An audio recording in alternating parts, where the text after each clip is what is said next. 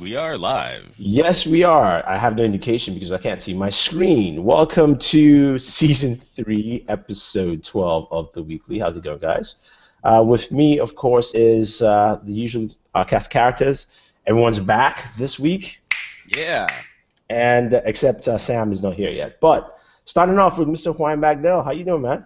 Doing well. West Coast represent. I got my coffee. And let's do this. That's what he usually says. So, Oh, sorry. I was gonna let Warren stick with thumbs up. Let's do this, okay. and I didn't want to have multiple let's do thises. So It's I'm too just gonna late now. maybe talk about coffee and Yes, it not is step too on late. Warren's turf there. It's And too. Mr. Bowman, how's it going, man? It's going. Wow. I mean, you just took everything down a notch. Completely. All right, let us jump to the topics of this week. This week was GDC, and starting off, of course, with the show as usual, we have our uselessness of the week. Hmm. And Microsoft had a party, as they always do at events like this, which is part of the tradition for any CES, you name it. Just so it's parties like this. But at this party, they had dancers, scantily clad dancers, go-go dancers, which can be the norm when you go to a club, or is the norm when you go to a club or something like that. But a lot of people came out and said, "Hey, look, you know what?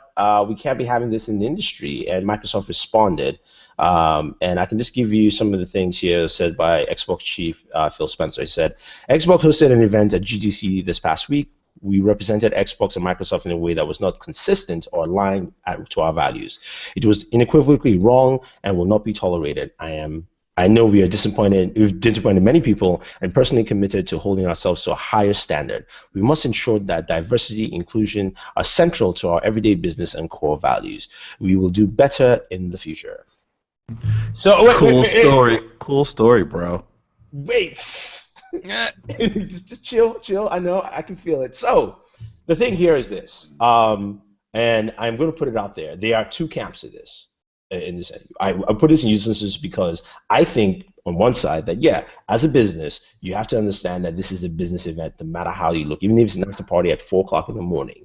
So there's certain things you must curtail out of it, and then the other side, which some would say that is leaning towards social justice warriors, feminist movements, things like that. And then the other side, you would say, hey, look, the industry's always done this. And also, this is a party, and these are things you find in a party. So now that we have both sides of the coin in this very interesting topic that has gone away from uselessness to something else, what do you say, Mr. Juan Bagnell? I I can appreciate the sensitivity of some people in this industry who it's like, hey, it's all in fun. We're just wanting to have a good time. It's a party. This is how we want to throw down. It it's really I think it's really short-sighted of Microsoft to I mean the people that were hosting this event to host an event like this in this day and age. Um, Whoever set up the idea of having go-go dancers at this party to not consider that there would have been a backlash as the topics of feminism and gaming have been so in the limelight over the last several years. I think more than anything else, it's just frustrating that this made it this far and that no one on this team setting up this event raised a hand and said, hey, this might not be a good idea. And whether or not that individual was listened to, we end up at this state right here where it's just frustrating. We shouldn't be having this conversation about Microsoft right now. There are so many other things to focus on, and and to talk about stuff from GDC. And this is what's going to be a major sort of walking away from a major talking point walking away from the show. So it's just a bummer. Warren, your points. Okay. Hmm. So I understand where they're coming from. I understand where there's both sides to the coin with this. The hilarious part with me with this, and maybe this is just because of my own experience and me going to these conventions and being involved in the industry for God, I don't know, 10 years now or so, of going to these type of events. And these type of things were always going on, and these type of things were always being invited, and these type of things still go on. And there was never really an issue with it until very recently, I think, with the current uh, political and social times of things. So I think there's a bit. I think the problem is that if this had been any other company than Microsoft, I don't think anyone would have said anything. It's because it's Microsoft. The name is Microsoft, so somebody can complain and say something online. And now people are paying attention. If this is a company A, small accessory gaming company, company B, some small developer with a hit game that nobody really knows the name of, and they did this type of thing, we wouldn't even be talking about it. We wouldn't even be hearing about it. But because it's Microsoft.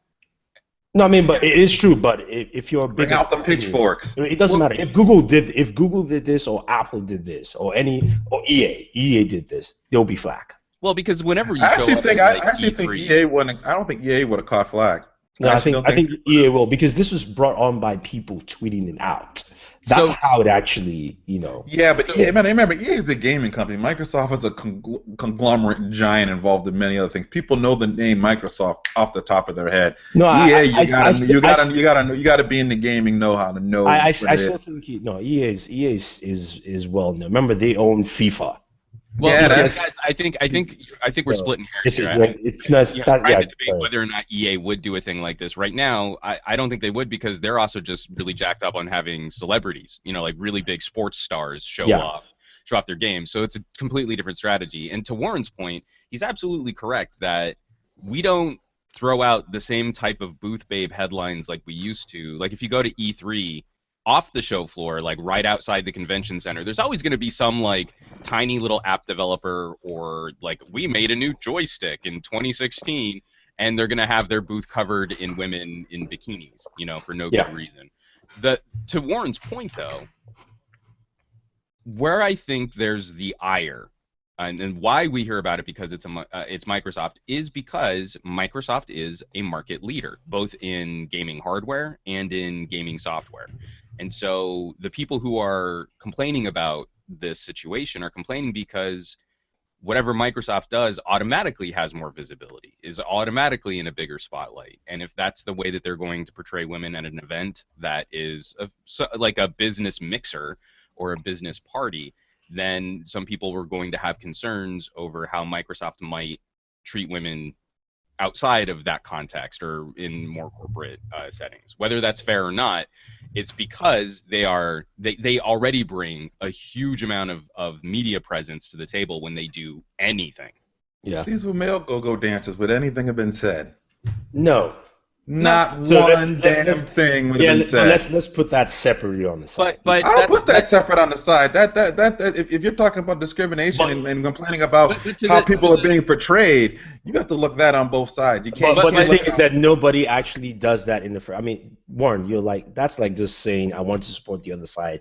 Just to throw an argument out there. I'm not supporting the other side. No, I'm bringing up a fact. It's like, well, what? Yeah, but it's a fact that doesn't actually apply in real life. Well, it does. It does. Hold on. Okay, so, go ahead. I'm no liberal. I'm a liberal, but I'm no women's studies major, right? So my understanding of this might be a little lacking for some people who might tune into this podcast. But the false equivalency here is that gaming has this level of gaming is typically viewed as a male-dominated industry.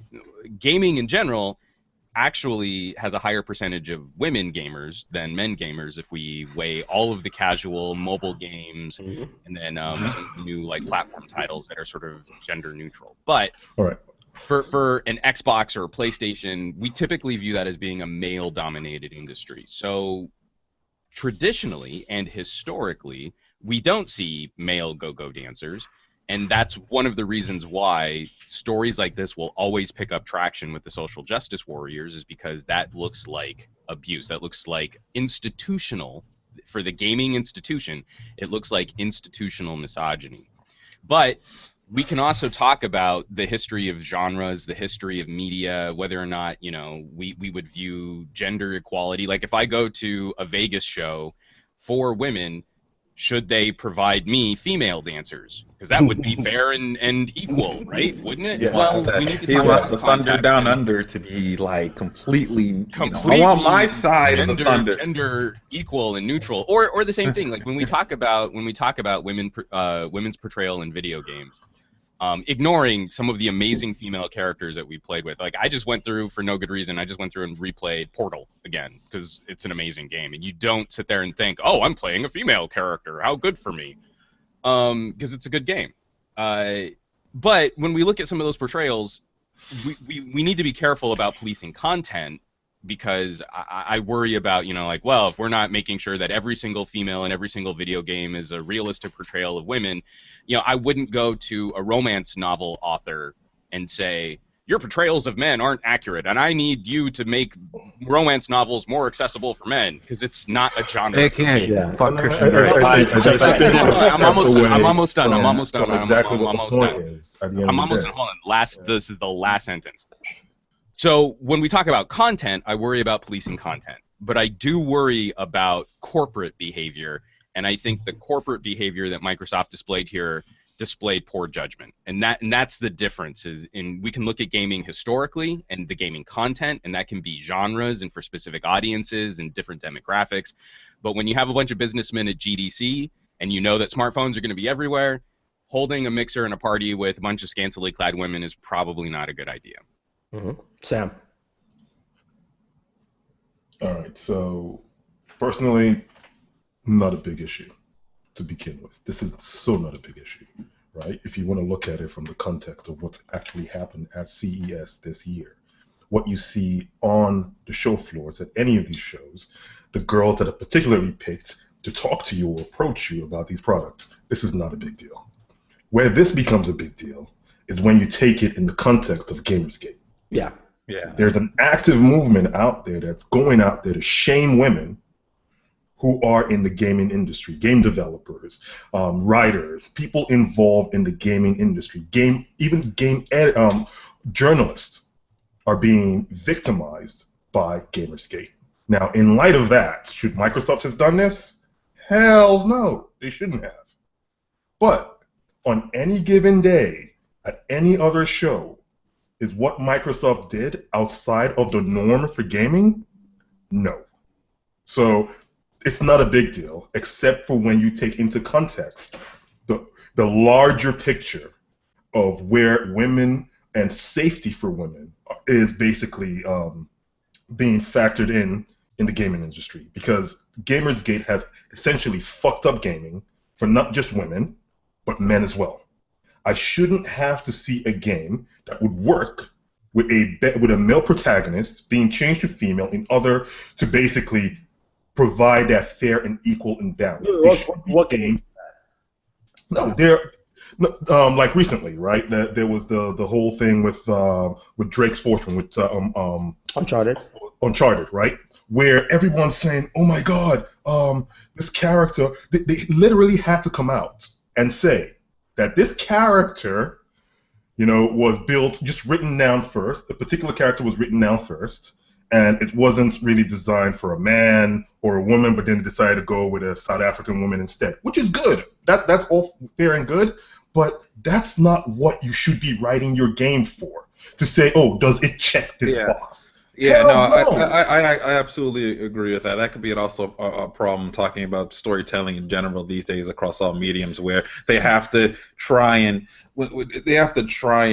fit in a female protagonist in a way. They try to fit a female protagonist in a male role and try to switch the male role into some type of into where the female would normally be in, and 90% of the time the shit doesn't work. And it just what is it? Ghostbusters comes to mind right away. Well, Ghostbusters got a lot of other things going on beyond that, but we'll see where that happens with that. But even worse, to me, I feel as though, this is just my opinion, and I'm pretty sure it's not Booredatworks or some gadget guys or BW1's point of view, but I think overall, for gamers, we lose out, especially female leads or people who could potentially take on these female leads, lose out when they are forced to play a jerry-rigged role. Absolutely. And I just think it's we need to actually have a real conversation. And this Microsoft backlash on this, I don't think that's going to change the conversation. Nah, What Microsoft did was basically short-sighted in the fact that they didn't pay attention to what's going on in their industry. But the larger conversation doesn't change because of this.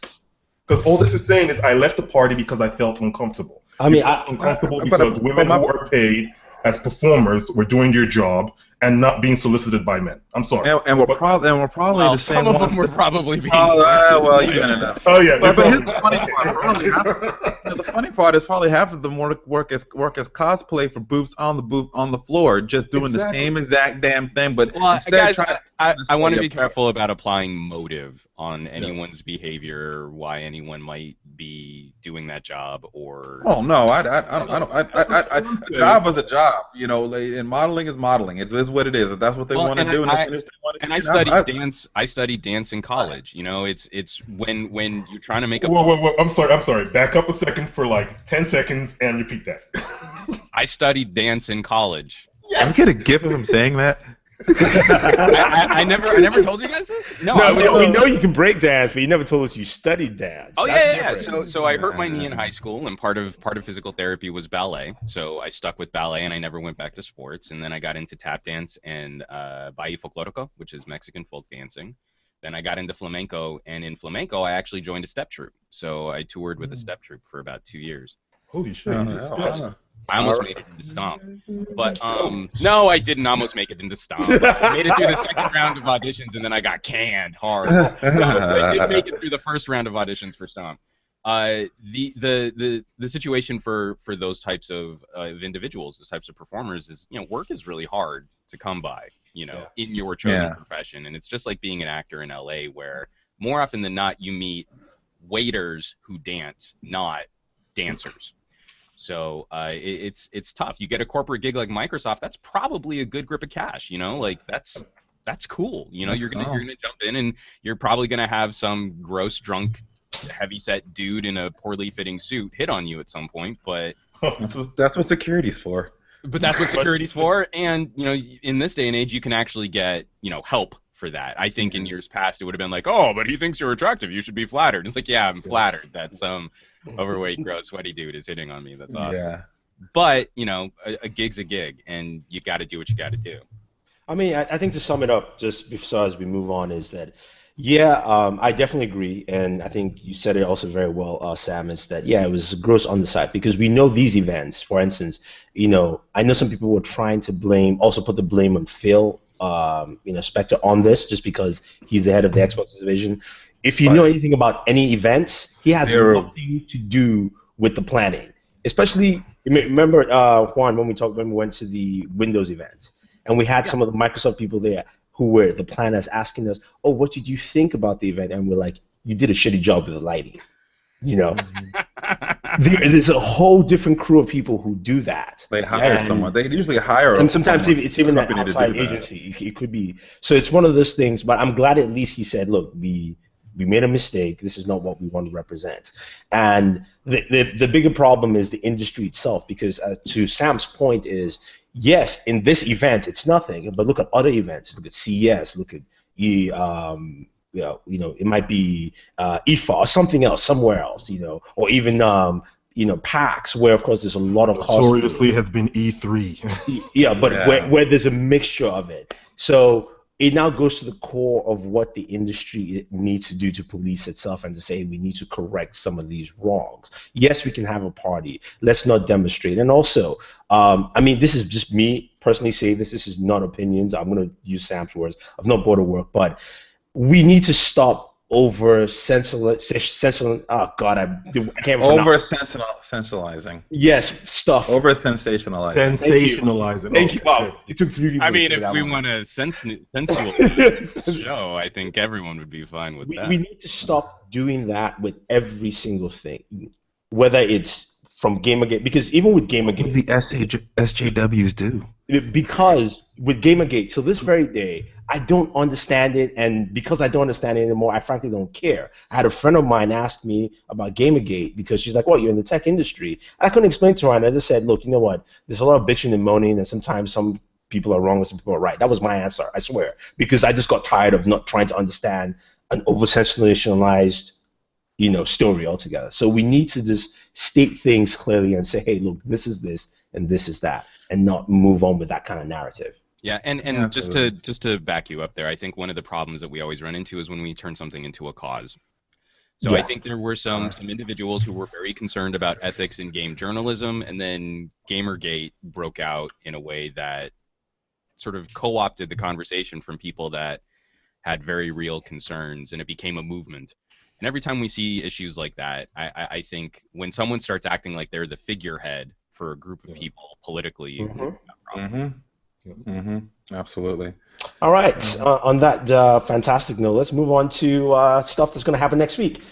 Apple is having its launch event called Let Us In. No, so wow, I just read that upside down completely. I was like, let us loop Let us loop you in.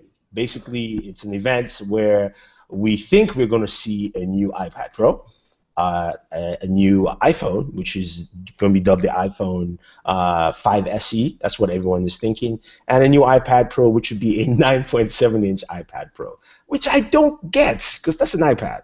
So.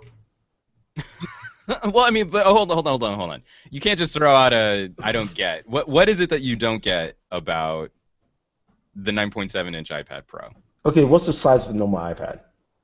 9.7. So then why you call it an iPad Pro? I don't get it. What doesn't it? Isn't that mean that it'll have pencil support? Yeah, I'm sorry, I forgot that the thing had. I really forgot it had a pencil. I swear. I'm not lying. Like my brain did not. This is the best show ever. Did not figure that thing out. Right now, you have no idea.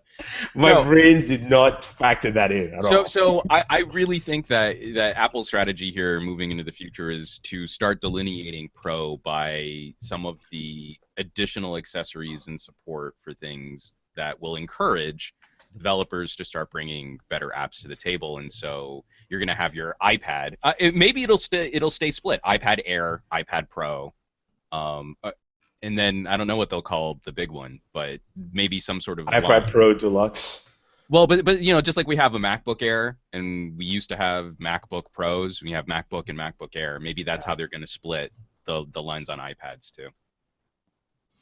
That's an interesting point of view. I actually think a little differently. I think the poor sales on tablets over the last few quarters means that they're very, very willing to cannibalize the tablet market and try to push the Pro into the consumer, into that regular consumer kind of bracket. So I think at the end of the day, we're going to see the iPad Air, the iPad, all of those go away, and all you're really going to have is just an iPad that uses a stylus, similar to a phablet from Samsung that uses a stylus, or similar to a Surface that uses a stylus. Apple needs to have some other form of input, and this is their way of just bringing that Pro mentality with the stylus into the rest of the iPad drone. I can give you guys some of the specs according to 9to5 Mac. $599, which is $100 more than the iPad Air 2. It will start at 32 gigabytes. I mean, I don't know why they still do 16, but it will come with 4 speakers, have the Apple Pencil stylus support. Thank you for reminding me about that one. Smart connector keyboard. The A9X chipset. The main camera will be 12 megapixels, will record at 4K, and will even have LED flash with it too. So, iPad Surface Pro, okay. Yeah. Pretty much. It'll be interesting to see how Microsoft will pair that to the Surface 3, which of course is a much more cheaper device. I think it's like $399 now, something like that, for the Surface 3. But will it run Chrome though?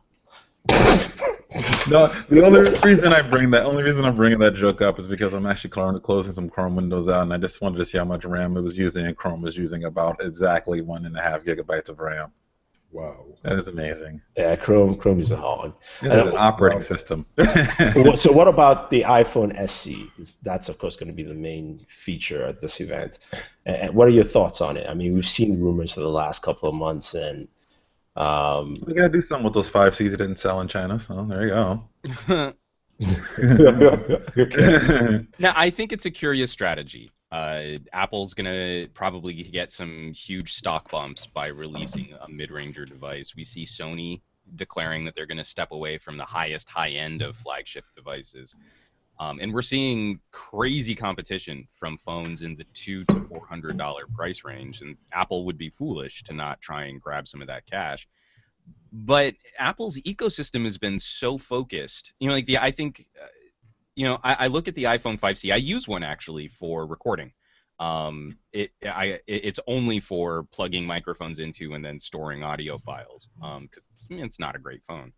But their strategy in releasing the 5C, I think, backfired because there was no ecosystem for that phone. It was one phone.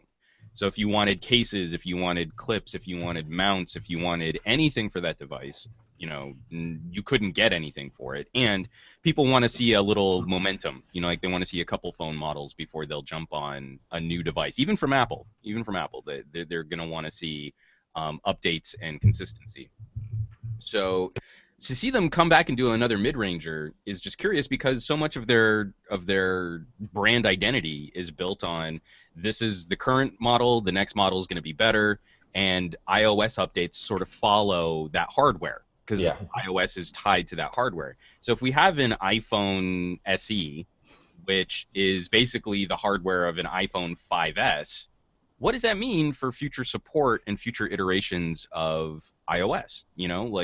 Do we fully expect that it'll continue to get 2 years of updates and supports? Or by the time you get to your first update, is it just like the kernel of iOS, but none of the new features get updated when the new phones come out? And I think that's one of the issues Apple's going to face because they're piggybacking on their reputation. They have a great reputation for delivering OS updates and support later into phone life. But people are starting to get a little hipper, a little more savvier to the fact that every update doesn't really bring all of the cool new stuff to the table that Apple's talking about whenever they update their software. Yeah. I mean, we'll see on Monday. I'm sure we'll all check out our channels. We'll give you updates on all the cool stuff that Apple announces. I will not be doing a live tweet personally just because last time I did that, I started watching anime and I couldn't do it anymore. Anyway, let's go back to GDC. PlayStation made some big announcements when it comes to VR. PlayStation VR was announced at GDC, which is Sony's own VR suites. It will be priced at $400 for the PlayStation VR, and it comes with a couple of things. The VR headset comes with earbuds, comes with a VR connector hub, which has its own processing in there. But for you to fully use the PlayStation VR, you need the PlayStation Eye camera and the optional Move controllers. And Sony will be selling a bundle for that for $599. So thoughts on PlayStation VR and Sony coming in at that price point and how you see it affecting the market and all that fun stuff. So I'll start off with you, Sam. It's the price of a whole new console. Actually, it's more expensive than a new console. Yeah, but you think about it though, 400 plus your cost of a PlayStation is still cheaper than you buy an Oculus if you needed to buy a PC or build it. I mean, you add all the costs together. Yeah, but right away I'm thinking he's already said that this is not going to compete against stuff that's more complex like the Oculus or the Vive. So why would I want to spend the price of a whole nother console to get an experience that is subpar from what I'll get on PC? It's curious, but the bundle looks solid. You're getting an Eye, you're getting a two. I don't even want to know what those things are called anymore. The Move. Discuss this called the Move. The Move. Yeah. Yes, don't call it anything else. This continue. The Move. Yes, and then you're getting a headset, and you get a game with it. You'll be getting that PlayStation Worlds game with it as well. It's like the intro game that kind of gets you into. I'm not too enthusiastic about it, but I would be looking forward to see how this sells over the next few quarters. Just simply because I don't know if this is PlayStation's next, big thing. There's still a big question mark over what the next console is going to look like. But if PlayStation can actually give us something of more value that's going to make you use your PS4 more, or even get people to buy the PS4 because of this, I'm kind of looking forward to seeing what's going to happen over the next few quarters. Oh. Warren? Warren, we can't hear you. Oh, I think your audio's off, Warren. Warren. All right, Juan, can you go ahead? Yeah, I can jump in. One, I'm just kind of stoked to see Sony stepping into this. I mean, we've been looking at Oculus and Sony, like Project Morpheus and stuff, for so long, and we're finally getting these things pre-sale. They're actually shipping to consumers. First of all, I just want to say, like, that's exciting. That's cool regardless. These things are finally gonna be real. No, I think Sony's strategy is absolutely on point. Oculus is going to bring an experience tailor fit to high-end PC gamers, and PlayStation VR is a PlayStation product. And so I think their strategy here is pretty wise. They can kind of come in with some of that price undercutting if you're a little tentative about the price point on an HTC Vive or on an Oculus. Well, look at our solution. And not only do you not need a $1,000 PC to run it, you can just run it off of the PlayStation you probably already own. Well, isn't that great? Yeah. I think their marketing's on point. I think their pricing's on point. Whether or not it has the same feature set or the same quality of experience as Oculus is kind of irrelevant right now, because we're waiting on we're waiting on games and applications to actually take advantage of this hardware. And PlayStation PlayStation consoles are going to do this well enough. So even just generating the game from a PlayStation, you don't need an Oculus style piece of hardware to take advantage of the processing power of a PlayStation 4. Oh, we'll get to that, Sam. 1 second. Let's get to Warren, thoughts. I guess it makes the price makes it basically the price of a console. You're kind of buying another console on top of your console to get this experience. I don't know. I guess for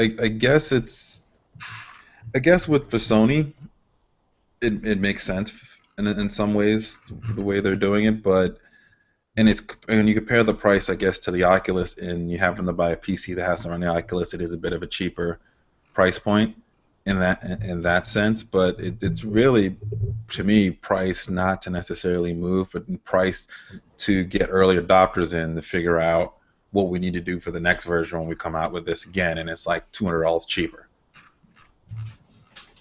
I mean, the thing about it, my own concern is our next topic, which has to do with the rumors of PlayStation 4.5. But before we get there, I want Sam to just kind of state his point before I continue. I just don't want to jump back and forth. I don't know. One mentioned that this is going to have PlayStation titles, like the title gap between what Oculus and PlayStation is going to have. Right now, all I see for PlayStation is PlayStation World. And for Oculus, there's already been a plethora of games that were using the Oculus betas over the last few years. Yeah. So in terms of games, though, Eve Valkyrie is coming. At least I know that one for sure. Yeah, that's what I'm saying. So, like for PlayStation, what else is coming except for PlayStation World? Star Wars Battlefront. That's an old title, but yeah, okay. PlayStation did say they will have 5 at launch and then 30 by the end of the year. So between October when it launches till December, there will be 30 games. So for content, I think it's just along the same lines with everyone else. They'll have one major title when they release, 1 or 2 major titles, and then after that, they're going to try to get developers to churn out more games for it.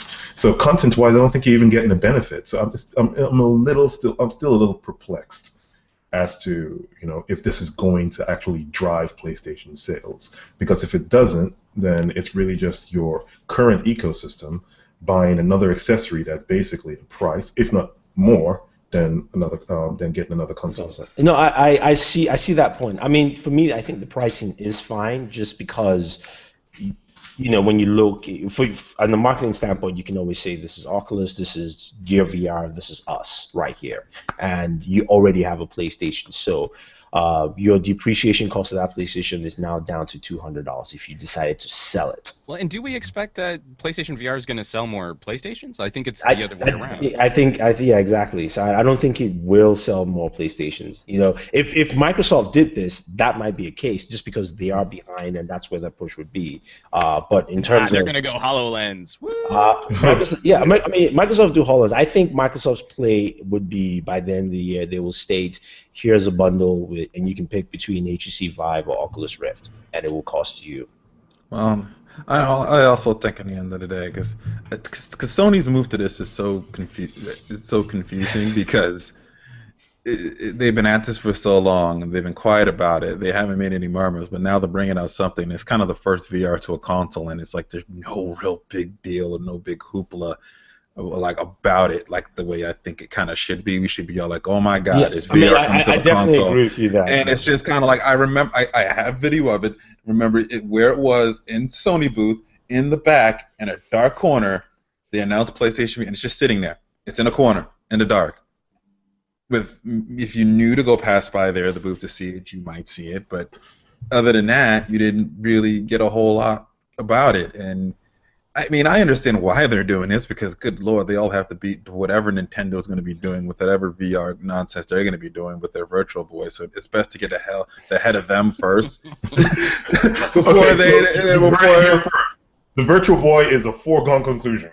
I want a Virtual Boy. Virtual Boy is going to come out. Oh my God, it's just the Virtual Boy tune. We all know it is. See, if you're Nintendo, you don't do it. That's just stupid. Even if you don't have it ready, at E3. You tell your product guys to make a fancy looking unit, put in glass, and just talk like specs off the wazoo. Like the Virtual Boy 2 does. Yes, it does 8K gaming. It does 8K stereoscopic 3D in your head, and that kind of stuff. But light fracture virtualization, so you can hold the device. Hey, just make up a bunch of stuff, man. But speaking of new console, though, the word has been moving around, I guess, from GDC, is that PlayStation is looking at a 4.5 free refresh. So yes, companies always do refresh with consoles, but it looks like they're going to have an updated GPU to allow for two things: better VR and also 4K gaming. Because we know very well these consoles cannot do 4K. I mean, they have no hard time doing it. I'm going to jump in on that whole thing right there. Okay. I fully believe that it's not for 4K gaming. I think it's for 4K content like Netflix and stuff like that. For them to put these things out here and to say that they're making a 4.5 update and to try and push it to play 4K gaming, I disagree. That's not a 4.5 update. That's a whole new damn console. It's a whole new console, but they're going to call it a 4.5. No. If they're calling it 4.5, but they're trying to say it's a PlayStation, and they're trying to say, well, we just made some small spec upgrade. There's no small spec upgrade for those things. Go from 1080p, barely doing 1080p, to doing 4K all of a sudden. Most likely, this is something. Well, but think about it. Content, but it doesn't. Not the gaming side. But there's no content. No, the PS4 and the Xbox can't do 4K. Literally, you just don't play any games, and you can run I can run 4K on my old AMD processor. So it's not the issue to run 4K content. That's easier to do. Well, but to wait game on 4K is harder. Then why don't they do it? Even just if it was just like that, like you're saying it is, why don't they just do it? I mean, I don't know why. I'm not saying I know why, but I'm just saying that compared to hardware, I've had older hardware that is worse than what is in those consoles can run 4K. I don't know that it's worse though. I mean, I'm just saying. The kind of older hardware you run is probably pretty good No. still. I'm not talking about that, but I mean, even if you go by the specs of those consoles, they should be able to do 4K streaming. They should be. I'm just saying. I don't know that's. I mean, considering the teething pains we saw at console launch, where it was difficult to even get gameplay above 720p. Yeah, but also we have to understand that they're also pushing more pixels and still trying to do the same resolution. That's the problem with, like Nintendo does 1080, right? But Nintendo's also pushing less graphically, way less. So it's that whole factor that you're playing against in terms of console. No. I understand that. What I'm saying is that I think from launch, these things weren't designed to tackle more than 1080p content. Yeah. So no, I totally agree with what Warren is saying. This is most likely a 4K content push when it comes to video and or streaming more specifically. For 4K gaming, dude, trying to game in 4K, even on my rig or even on dude, your Board rig Prime. should be easy though. Come on. No, on board, it should be easy, but it's gonna push the rig. It's gonna push the rig to the No, limit. it does not. It does not. Yes, it will. It does not push 4K. Board Prime. It will. I'm just telling you. Listen, Just telling guys, you right all I Right. know is that the Sony Xperia Z5 has a 4K screen and plays. So you should be able to do it because smartphone can up your nose. Joseph Hampton said, doesn't 4K require DisplayPort and HDMI 2.0, and both systems do not. Oh, that's a good point too. One of the interesting things about some of the articles that are passing around is there potential that this might not be a whole new console, but maybe some kind of like a Sega CD add-on package. Speaking of that, this console generation is seriously because if Sony's doing this, then Microsoft's doing the same thing. Literally, they have. If Sony's doing it, Microsoft, this is turning into the Sega Saturn or fucking generations of consoles. But it makes sense, one though, because this PlayStation VR has its own processing box. Mm-hmm. So, which is already an attachment already, doing the same thing, so that the console doesn't have to take all that task of processing VR. Because I still don't even have an Xbox PlayStation 4. I didn't get on that train, and I was cranky about 4K streaming, and I just never really made the jump, which maybe is vindicated now. We're getting new ones. Ugh. But if 3 years later. But honey, it's but the question I like, in those of you who do own these boxes, is there an opportunity to plug something into them that could provide that kind of upgrade? Like if we had a USB-C external graphics card, was there any forethought? Is there any future proofing on these consoles? The only person who can do it easily. They wasn't expecting 4K to get pushed this fast. But I think the only person who can probably do it is Microsoft, using the same port as the Kinect camera. Because I think that port can do a lot of data bandwidth. So it would just be a custom, connector for them. Sony just has to, USB ports on their console, and that's it. So you really can't do that USB 3.0. So. Yeah, but in general, Warren is right. There was no thought of that process of even trying to expand it or have a special connected port underneath or anything like that. Let's be honest here. Let's be really honest here. The Xbox One and the PlayStation 4 exist because of market pressure and the demand to have to put something out every 5 years. We clearly should not. These consoles should clearly have waited until 4K was out. We should still be playing with Xbox 360s and PlayStation 3s. Oh God, no! I'm sorry. I didn't want to. Well, then go play on the PC and be a PC snob. We don't give a damn what you want. I have both. It doesn't matter. So it doesn't matter. But I'm talking about on the console side of things. These things should not have existed now. They should have existed 2 to 3 years later. Warren, I think they should exist now, simply because we're talking about faster processors in there that can actually pump out similar to what you would get on a lower to mid-range PC. So it's not as though we're that are already behind doing any type of 2K or 4K content as it came the hell out. It's a stopgap. It's a terribly expensive stopgap to where they eventually are going to have to be. It is.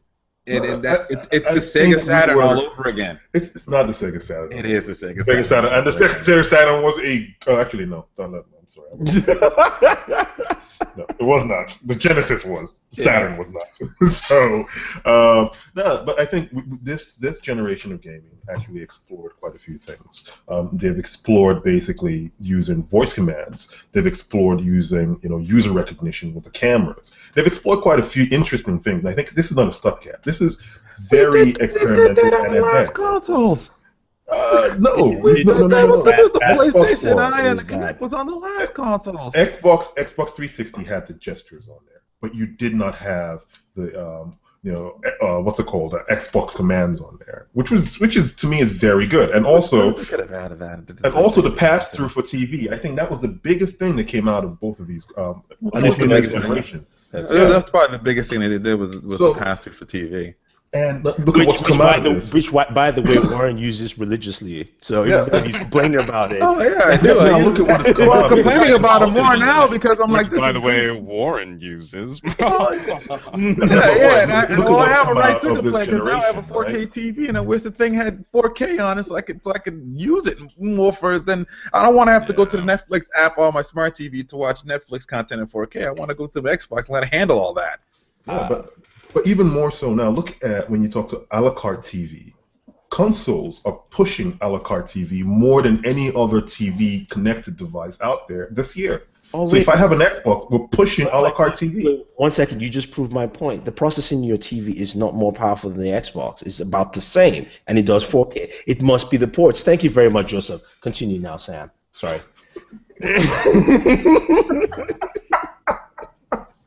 That is just useless. I'm sorry. Okay. It is useless. That was adorable, actually. Just kind of sneaking that in there like that.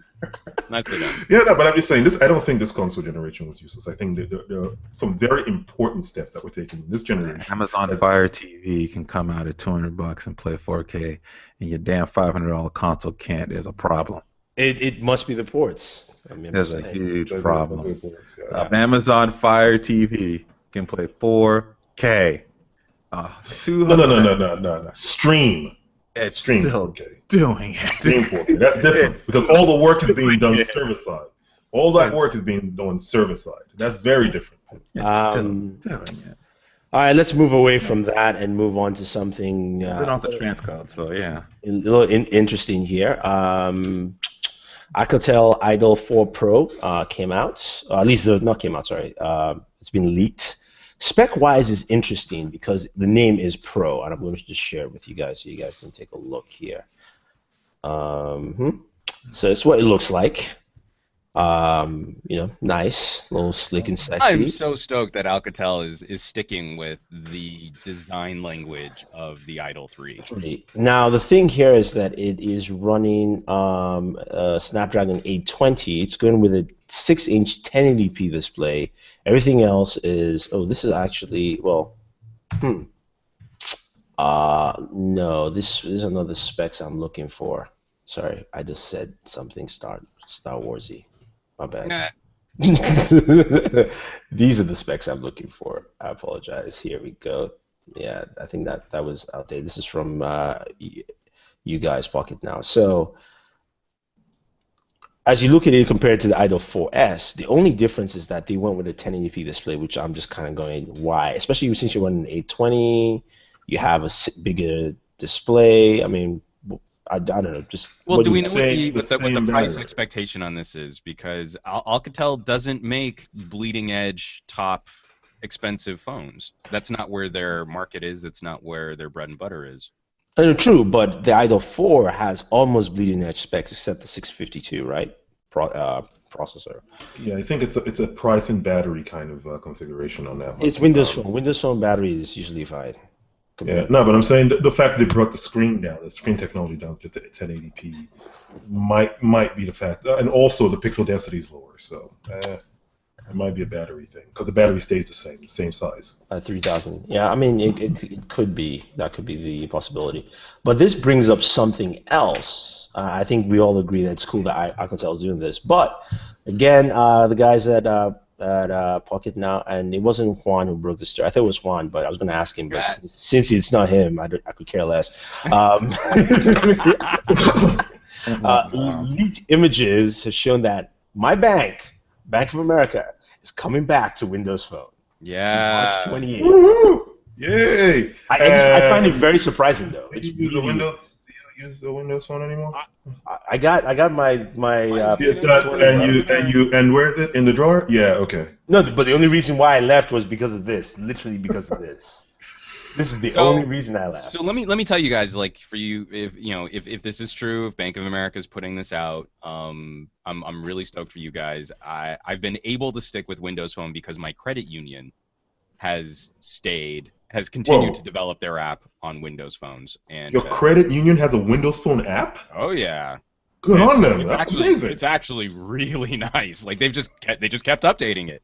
You know, one of the funny things is if you let an app lapse too long, it turns into crap and it's really difficult to update. If you Yeah. keep giving little security fixes and little tweaks here and there, you know what? It's not that bad to support. Instagram could learn a few things from my tiny ass little credit union about how to properly support all of their customers. But you know, getting back to your point, E, I'm super stoked for this to come down. This is a major banking institution, and what I'm hoping is that we'll see this translate into a universal app, that maybe you'll have a really killer little piece of software where you can handle all of your banking and financing issues from any screen that you want to interact with. And that, well, supposedly it is a universal app. that's what I mean. But you know, that once we actually get it, that's what I mean is like once we actually see how it runs on a desktop PC with no touchscreen versus a tablet or a hybrid and then your phone. Bank of America could set the stage for some visibility in ways that fun little social apps can't really generate that same kind of discussion. When you see a Bank of America app on a desktop PC and then you see someone do the exact same thing with their phone, all of a sudden those ideas start clicking for a wider majority of the audience, for businessmen. You know, like, yeah, it's cool. My daughter can Snapchat her Twitters with her Facebooks, but I can do my banking from my phone, like exactly the same way I do it from my PC. That's a much bigger deal. You know what the funny thing is, and I remember speaking with somebody from back when actually at CES a couple of years ago, and they were talking about some of the faults they have. You know what's making them kind of create this better app?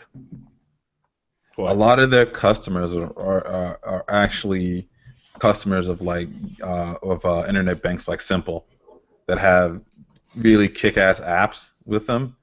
And it's kind of forcing Bank of America to find develop a better, which their app is a whole lot better than what it used to be. And the Android app has greatly improved. Greatly improved. Except, of course, I can only use fingerprints scanning for one account. I can't have multiple accounts that require my fingerprints.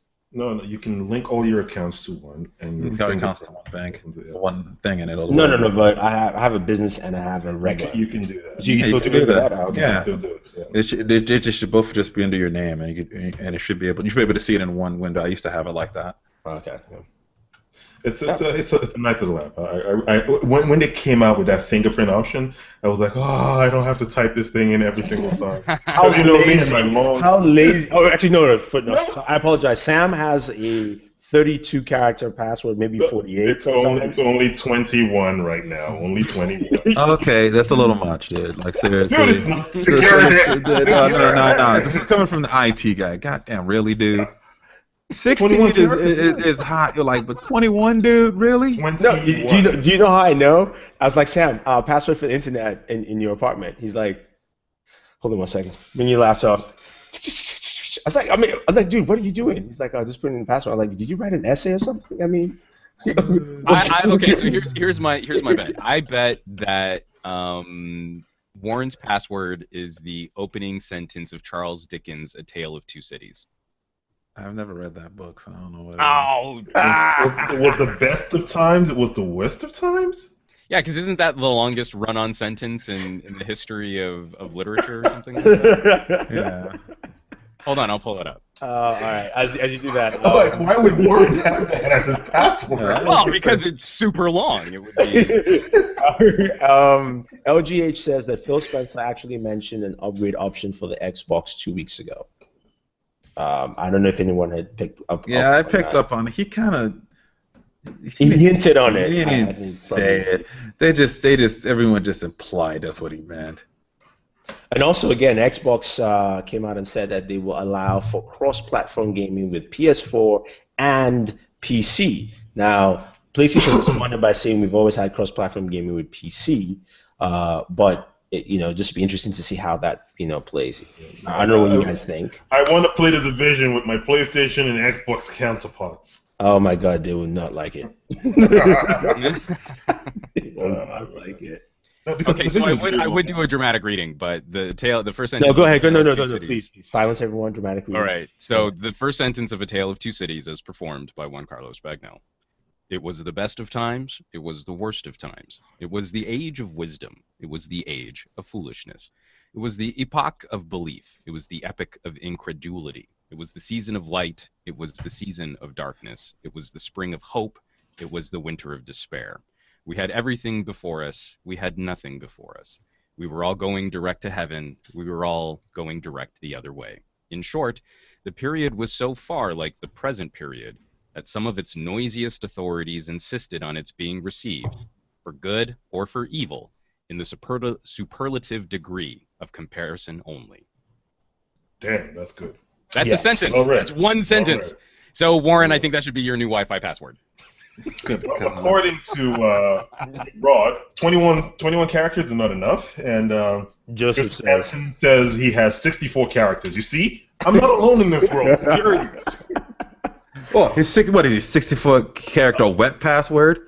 Yeah, that's real secure, buddy. Everything Android asks, because we have this also in the topic, the LG G5. Pre-order start March 31st for April release. Word is that LG is going to be bundling in the US carriers with the 360 camera. Was it the 360 cam, I believe? Yeah. So LG is looking to make another push, just like last year how they had the leather backs and some deal with, memory cards and batteries. cards and I stuff think like this that. is actually even cooler though, because it instantly jumpstarts 360-degree video consumer content. Like all these people are going to want to play with it. We're going to see a bunch of probably mediocre videos on YouTube. Wow. But people Well, are it won't be curious shot in about this vertical. stuff. Dude, I can't tell you, like 360-degree video is going to be amazing for me not looking at this little sliver of vertical video in people's videos. Every single time you see someone like shooting video like this, you just kind of like slap the phone out of it. But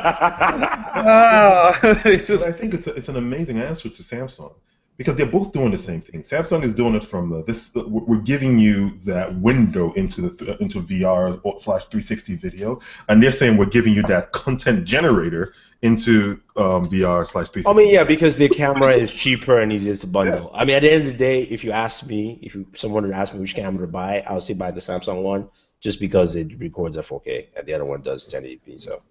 No, the LG records quad HD. Yeah. So it's 2560 by whatever. I can't remember what the vertical is, but it's 2560 pixels across.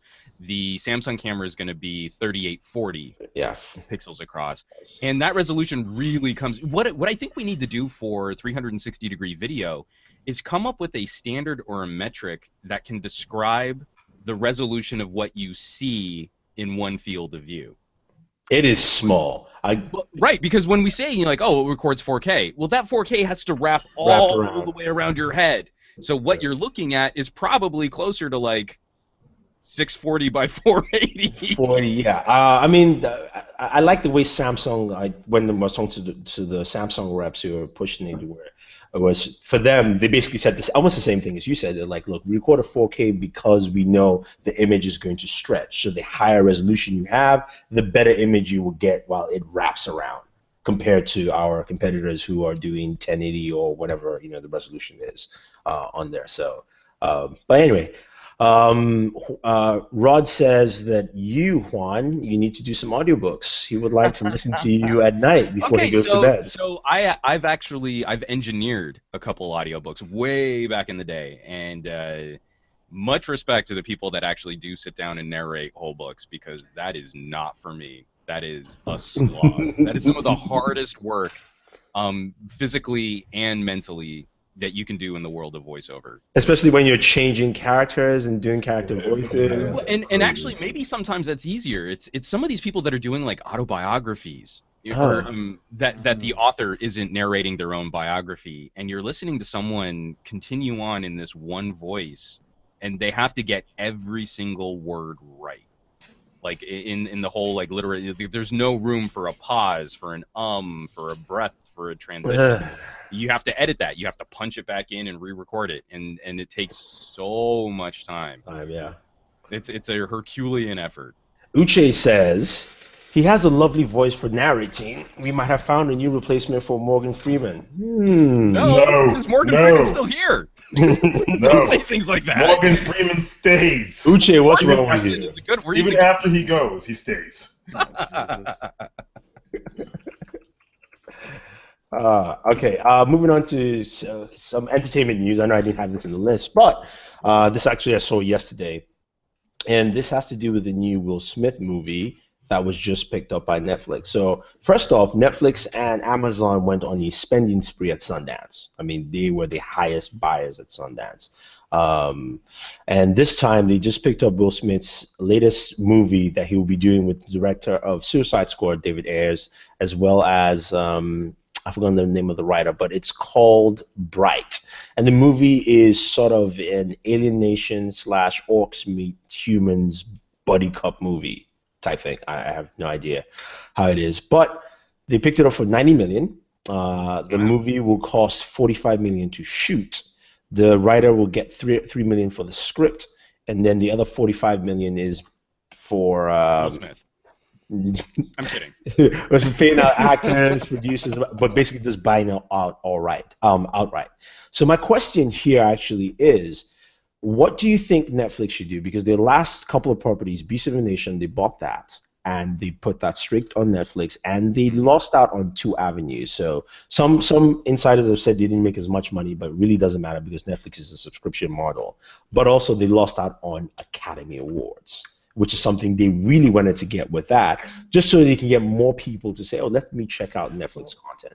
So the question is, should they have a theatrical release for this movie, because this is another huge buy for them, have a theatrical release, and I'm suggesting either 2 months later or something like that. They go, it's available right now on Netflix, only on Netflix, or they should just drop it on Netflix like, any other stuff that they have.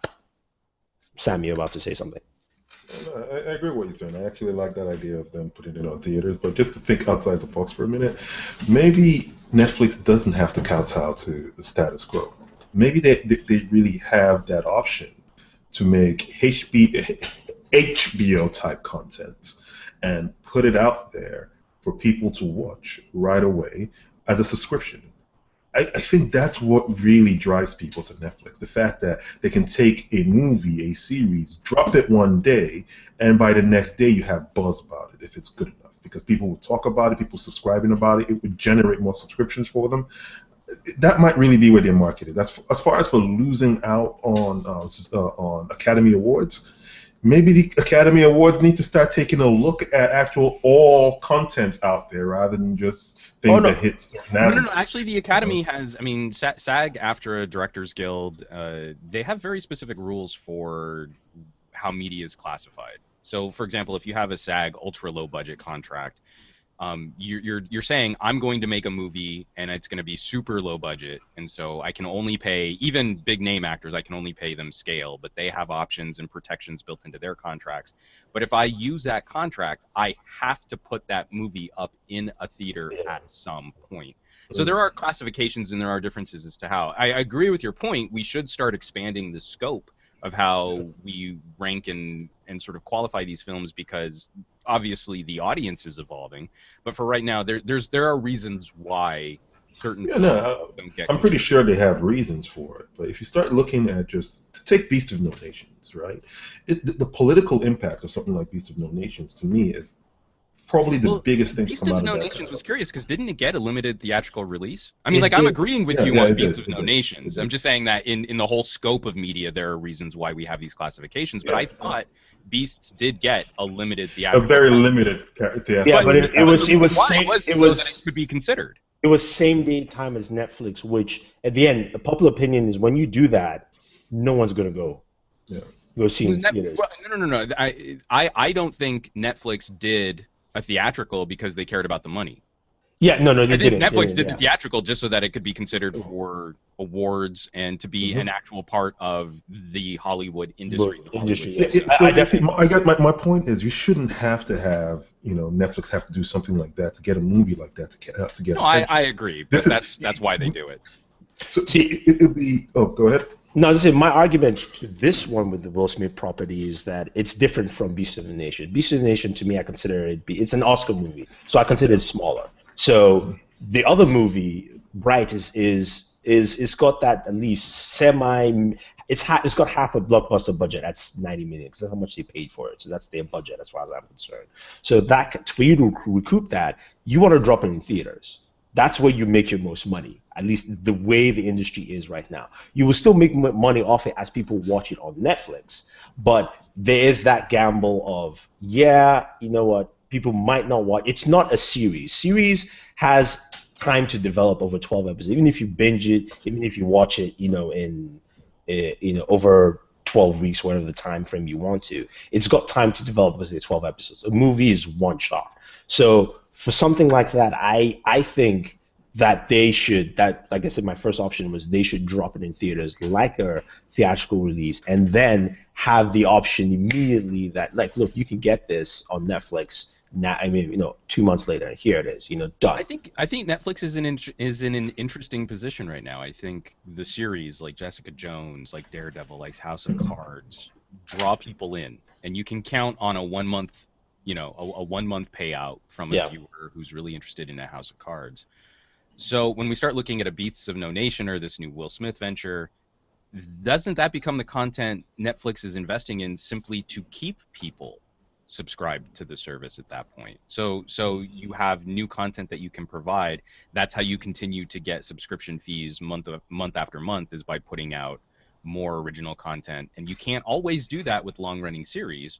So investing in films, making sure that, I think that's where Netflix is looking at money. Not necessarily can we have the biggest box office, but do we have a model that properly supports long-term consumption, long-term customer interaction? Yeah, but I also think that having that theatrical release also says, if you go to a movie theater and it's Netflix movie, I mean, literally, you see that. That is some pretty hot branding. Because we go to theaters, we see Warner Brothers, we see Disney, we see LucasArts. I mean, that really resonates. And then all the previews are for Daredevil, Jessica Jones. Like, that's all you're getting on there. Right. And then you're like, all right, fine, maybe I just should, subscribe to Netflix. And like Joseph said, it's Will Smith, so you have star power and he's drawing people to theaters. And if Suicide Squad, Smith, you put his ass in a theater. And it's simple. But also, again, you have Suicide Squad. If Suicide Squad is very good, that is something you need to ride. Just say, hey, look, he was in Suicide Squad, the director from Suicide Squad. This is another big movie, and it's brought to you by Netflix. This would be one big giant ad campaign for them, really, more than anything else. So now, in light of what Netflix is doing and trying to buy up these original properties, what do we think about a project like, what's it called? It's the guy who did Napster. He's coming out with a program to do day and date. Yeah. So he's trying to do a system where when a movie comes out in theaters, you can pay $50 and watch it at home for 48 hours.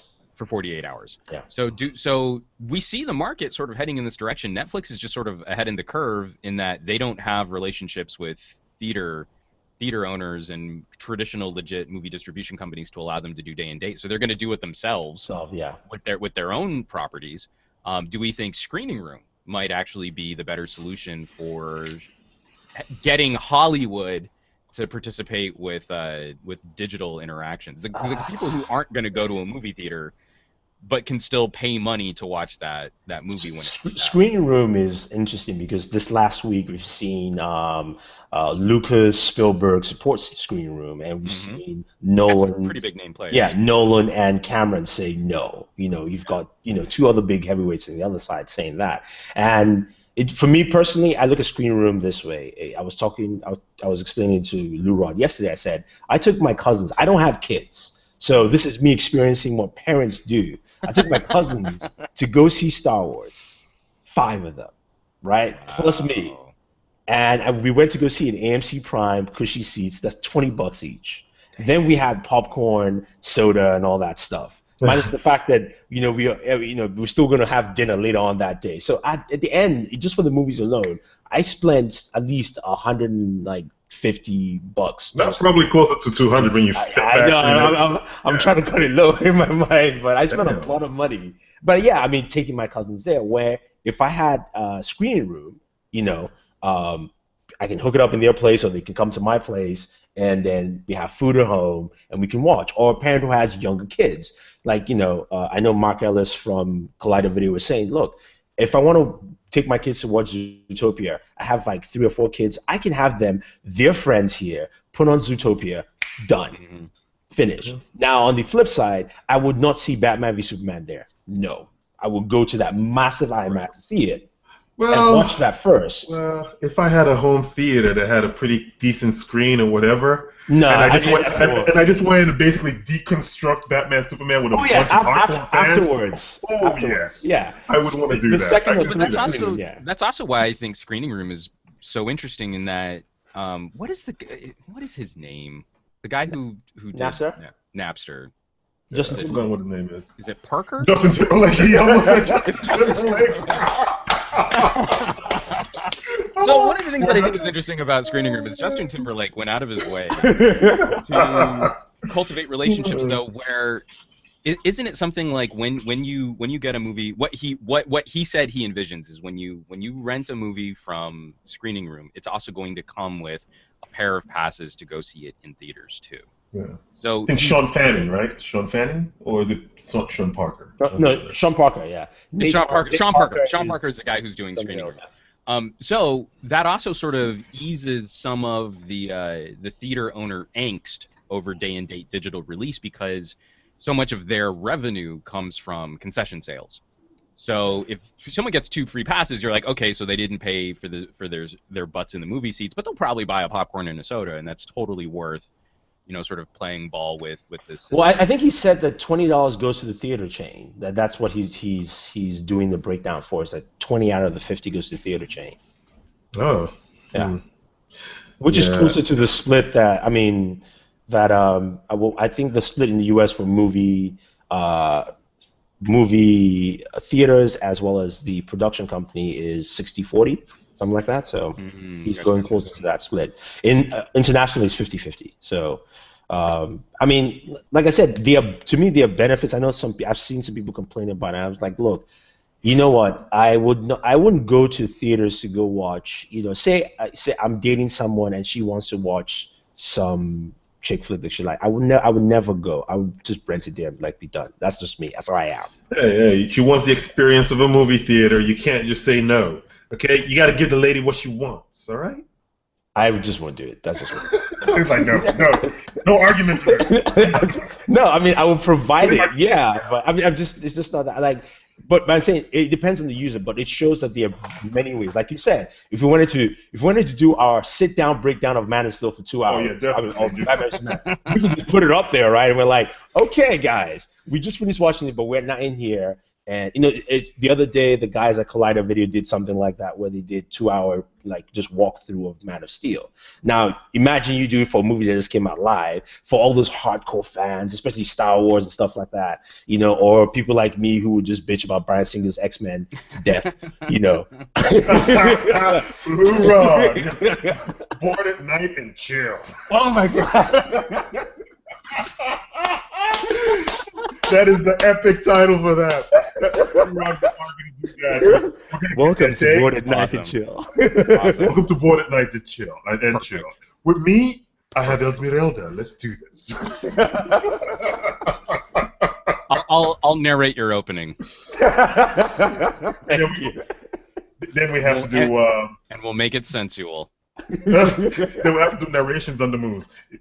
30 seconds to him putting his hands around her. 30 seconds. 30 seconds. No, he bails out on it. Oh wow. Yeah.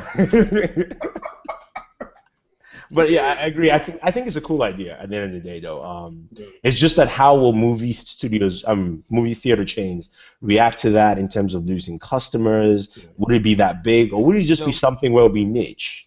Well, that's just it. It's like the movie industry. I work in Hollywood. Most of my living over my adult life has come from content production and multimedia. But there needs to be some kind of market correction.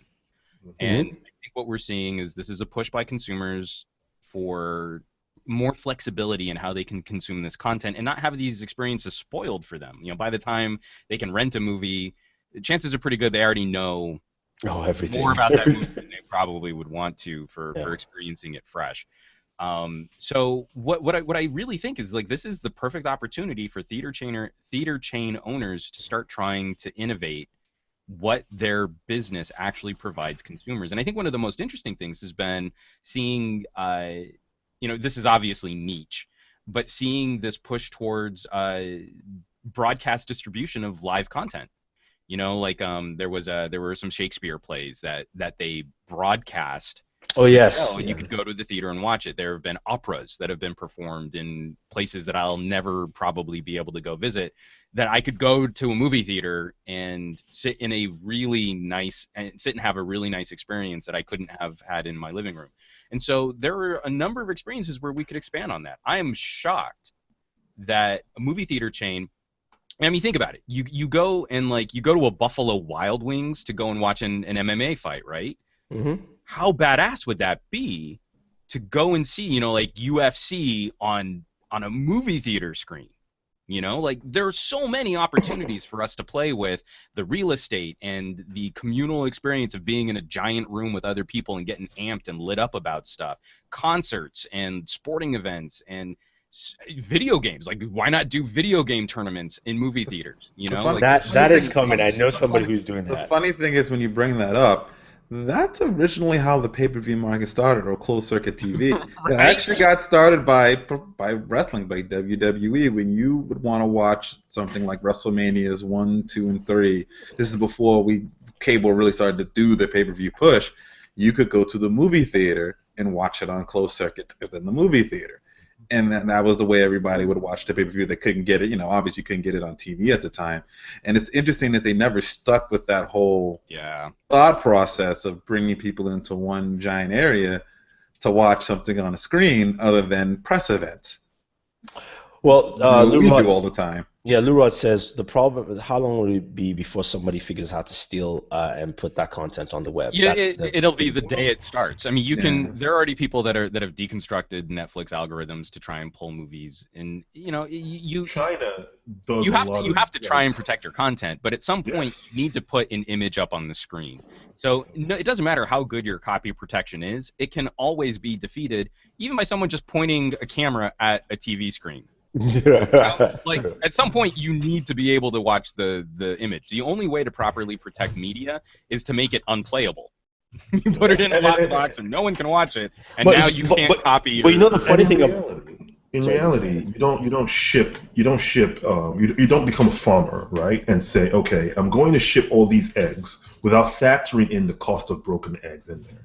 The cost of broken eggs are already factored in every egg that we buy because he wants to make it easy. Absolutely. The same way we get billed for movies. The cost of people pirating these movies is already built in to the cost that we pay to watch the movie. So that argument to me a lot of times is like you want to mitigate it, but you can't eliminate it. That's just the truth. And the thing about it too is that in terms of the way Hollywood is adapted here in the U.S., much slower. They had to do a quick job adapting to China, where now movies are released, like for instance Batman v Superman is same day in China. It's not a week after or a week before, because you release it in China early, it's going to get leaked, and then everyone else on the planet can watch We're all going to be watching it with Korean subtitles at the bottom. So it's same day, or even like DVD releases. I know in China the Blu-ray comes out literally, or DVD comes out about a month after release. Wow. And it's so cheap. That was where they first started doing cheap Blu-rays, because it was just a recycled package and your Blu-ray in there. You know how we had so much content in the Blu-ray and all that, right? Wasted paper. And they were like, yeah, people don't care about that. They just want to watch the movie. So instead of them getting a pirate, they might not, now they add like some cool exclusive or something that fans will get, that kind of thing. But a month after the Blu-ray is available, because they know that it's going to get pirated. So you might as well make money than lose a bunch. Same thing happened in Nigeria, and which is why now we have lots of movie studios in Nigeria. It was I forgot the guy. I can't remember his name. His name is, I think it's Ben Bruce. He used to work in TV back there, and he came to the States, and he went to Hollywood and said, look, I will build theaters if you give me movies same day and date. And because I remember an interview, he said a lot of studios balked at him, and he just told them practically this: if you don't do this, I will be watching that movie before it comes out in here in the U.S. because it's coming out in China, which means it's the same day in Nigeria as far as we are concerned. And they were like, oh, okay. And now the movie theaters. And I have friends back home who are like, yeah, I'm always watching. And the thing is that most it's almost like studios or companies in Hollywood don't understand that they're gonna go around it. You know, Netflix is now in Nigeria, but they still do VPN access. And I have a friend who is not tech savvy. She spent the whole weekend learning about VPNs so that she could get to watch her shows on Netflix. She sent me messages. She was like, "What VPN should I use?" I was like, "I'm busy right now. Like, I'll hit you up later." By the time I responded, she's like, "I don't need your help.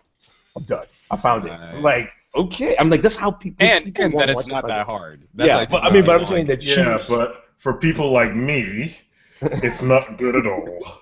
So, yeah, so that's but I mean, like to your point though, it's that movie theater owners here in the United States have for a long time had a monopoly on the experience of how we consume new movies, and that needs to change. And when it changes, it's going to be a huge market disruption. And some movie theater owners are going to understand that and get with the times and start adding additional value and benefits for consumers beyond just we put giant image on screen and you watch it and give us the monies, please. And a lot of theater owners won't get it. And so we'll watch them either fail or become super niche or become art house or whatever classification or designation we want to give them. Art It's house. going to be Yeah, like just like really some little small, theater. artsy. yeah. We're gonna just watch old movies at our Yeah. movie theater on film. The other thing That's also better. movie theaters need to Yeah, do I can is do they, that on they my need to have TV. reserved seating in every single theater. For crying out loud, it's not that hard. Yeah. I mean, I was trying to get tickets for Batman v Superman with Chris and Danny, and only in the All theater right. chain that we're in, only one theater had reserved seating. That's it for me. I have to head out right now. You guys have a nice show. All right. But yeah, I mean, they need to do some improvements in the theaters themselves because, you know, you can't have just select theaters for reserved seating and then super jack up prices just because it's reserved seating, you know. Oh yeah. Well, and then also, I mean, like the technology march is going to continue. I mean, there's an argument to be made for watching movies in your own private home movie theater with a pair of VR goggles. Like even from my phone, it's kind of cool. You know, you throw on some really nice headphones, you pop this thing on your face, and you're in your own private movie theater. And I think, you know, this experience is replicatable now. It's not unique to the real estate that is needed to own a proper huge movie theater. You know, that's the thing. It's funny you mentioned that because I can see, you know, like in the future down the line, you're looking at probably like 5, 6 years, we're watching a lot of, especially these comic book sci-fi blockbusters where you're now taking a 360-degree angle. Or director will shoot like that fight in 360 degrees, so I can pause, walk around like, oh, that punch was so nasty. Wow. Right. You know, you've seen the spaceship coming at this angle, and you're like, oh man, that is really dope because you're getting that whole immersive, you know, look. Well, I into mean, the like here at final Universal scene. Studios, you've got the tram ride, and the tram ride takes you through the King Kong section, and it's two giant walls of screens, and you put on some 3D glasses, and you need to ride the tram ride like 4 times to see everything that's going on as King Kong fights like a T-Rex, and your tram almost falls off the edge of a cliff, and it's, oh, this is amazing. And like I totally see the future, you know, just like when Christopher Nolan shot fight sequences for The Dark Knight in 70 millimeter, that we'll see fight sequences or action sequences go 360, and Yeah. you'll need to watch that scene like 4 or 5 times to get the full experience. Yeah, true. Well, guys, that is pretty much it in I terms gotta of take. content. Hey guys, I gotta take off. Okay, So, I guess have a good week. I was about to end, but All right, you guys have a good week. Good rest of the show. See you guys next week. all right. Well, yeah, as we've losing people, it means it's time to end. And our audio just got way better. This is awesome. Yeah. So, Juan, what can we expect from you next week, and what did you have this week at Pocket Now? So I'm sure you guys already talked about Galaxy S7 stuff on the show that I missed last week. Yeah. Did you guys share anything? Not really though. Not really. Okay. So Pocket Now, we like to take a little time with our reviews, make sure we're actually using the phone before we put them out. And this week was all about getting videos for the S7 and the S7 Edge up on the air. So we've got the most in-depth camera review of the Galaxy S7 available online. We have the unboxing and comparisons for the S7 Edge versus the Note 5 and the S6 Edge Plus. We have the S7 versus the iPhone 6s. We've got the S7 versus the S6. That just went up this morning. If people who are maybe looking at a 1-year upgrade, that whether or not this might make sense for you or if it's going to be worth your cash. And it was just sort of a Samsung focused week on the YouTube channel. So now we're going to be prepping, obviously, for when the LG G5 finally starts dropping. We have a couple little editorials that we need to put out, and then some accessory reviews that are long overdue, and making sure that our channel's staying up to date. Okay, cool. On our end, it was a mix. There's a lot of movie stuff, entertainment stuff. We've been doing more entertainment on the channel. So there was a Korean trailer for BVS. There's another trailer for Daredevil. And we've done our first 4-episode review for Daredevil. We should be doing our full review tonight, I think. I am in episode 8, so I have like 4 more episodes to go, 4 hours, and then I'll be ready to crank that out. In terms of the S7, we did a gaming review, one gaming focus because of the gaming hub and some of those functionalities that are on the S7 itself. Man of Steel Redux review. Sorry, we couldn't get Juan to do it. He was too busy. We also covered the X-Men Apocalypse trailer. I want to get your thoughts on that quickly. Did you see it? Like it or no? I did see it. I'm still on the fence. This is still, I mean, where we've gone from Days of Future Past, I'm really curious, but I don't like the Apocalypse character design. Everything else about this movie looks like it's going to be on point. It's just making me cranky. Okay. So I need to actually, I mean, at this point, they have my money. I'm going to go see the film. That's a foregone conclusion. But the more I look at the trailers, like the more like that's just a little irritant. So I really need to stop and just wait until I can watch the full movie. Okay. But that's kind of where I'm at. That's right. what the trailer sort of makes me think. In terms of other stuff, we do have a giveaway I'm doing with 8 other YouTubers. It's the big Android giveaway I usually do with Zito Max. I'll leave the link in this video so you guys enter. There are 9 prizes to win, so you can do it. A smartphone.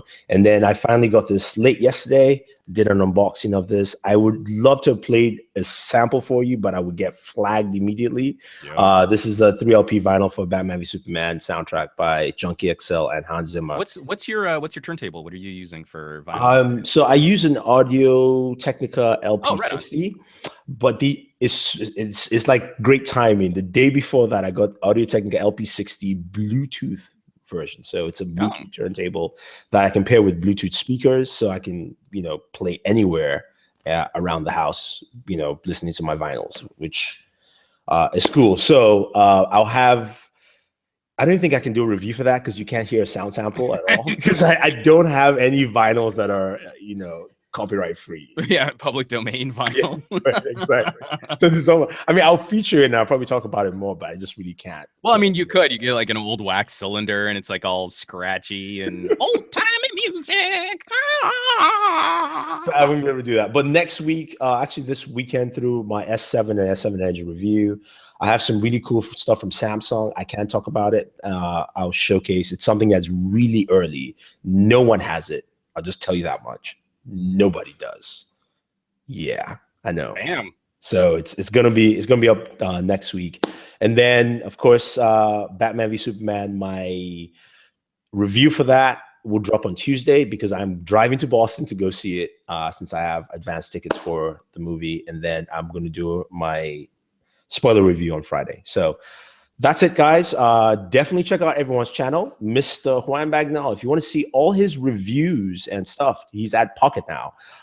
He does a podcast every Thursday. That's the Pocket Now Weekly, as well as also some really extensive, great reviews left and right, great articles, good stuff at Pocket Now. So definitely check them there. And if you want to follow him on Twitter, it is Some Gadget Guy. And of course, if you want to follow Mr. Warren Bowman, it's BW1. I know he left. He had to leave, but it's BW1 on Twitter, on YouTube, as well as Instagram and all social networks. And Sam, his handle is _man. He is part of the Booredatwork network, and you can follow us at Booredatwork on Twitter, YouTube. Subscribe to all the channels. You get all the content you need, and always enjoy your entertainment. Bam.